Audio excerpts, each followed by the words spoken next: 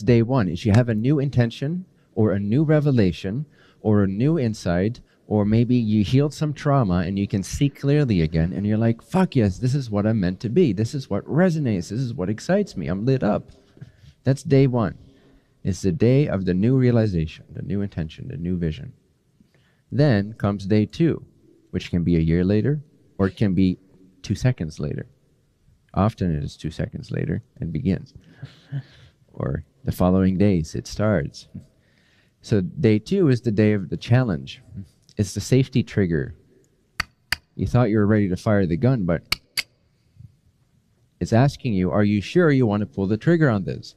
This is a safety mechanism. Day two is if you're not constituted as your new vision or intention, then you better not pull the trigger, because you won't be able to thrive in that reality.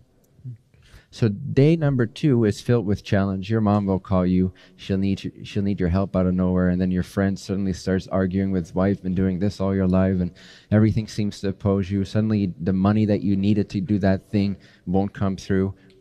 Day two. Happens every single fucking time. There's exceptions, which I'll get into in a bit. What most people do is they go back to day zero. Day zero is the day before the new vibration kicked in.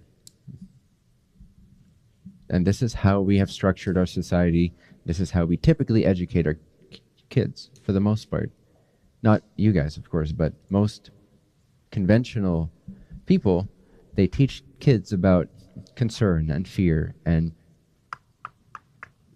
small-mindedness. So as day two challenge arise, they don't recognize it as an opportunity to step up.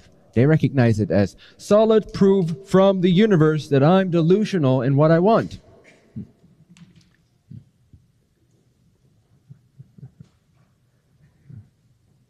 That I was naive. I don't deserve to dream that big. What was I thinking? Never mind, I'll go back to my job. It's a challenge. It's an invitation.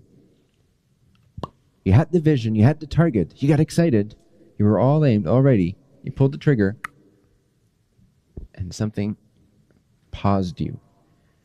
Gives you that final choice to decide if you're ready to pull the trigger on your new life. A new direction, that new frequency, that new intention.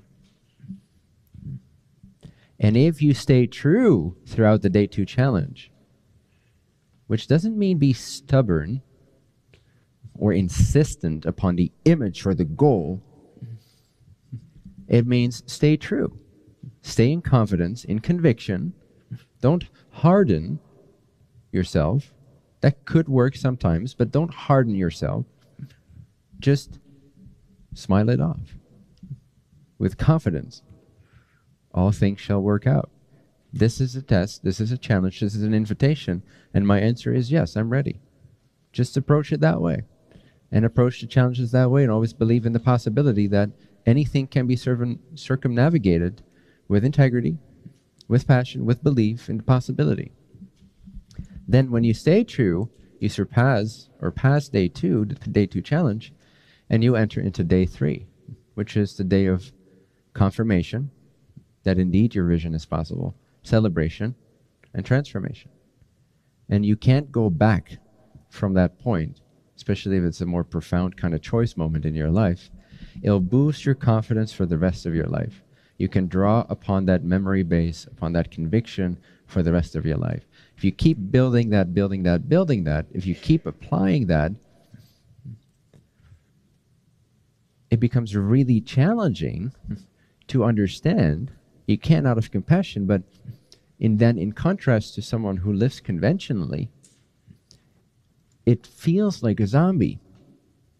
It feels like they've accepted zombie mode, and it's sad to see that they have no belief in themselves and what's possible, and they haven't had that confirmation. And it's not your right to step in and try to alter that or teach them, but part of you would love to just show them what they're not seeing is possible, how they could live.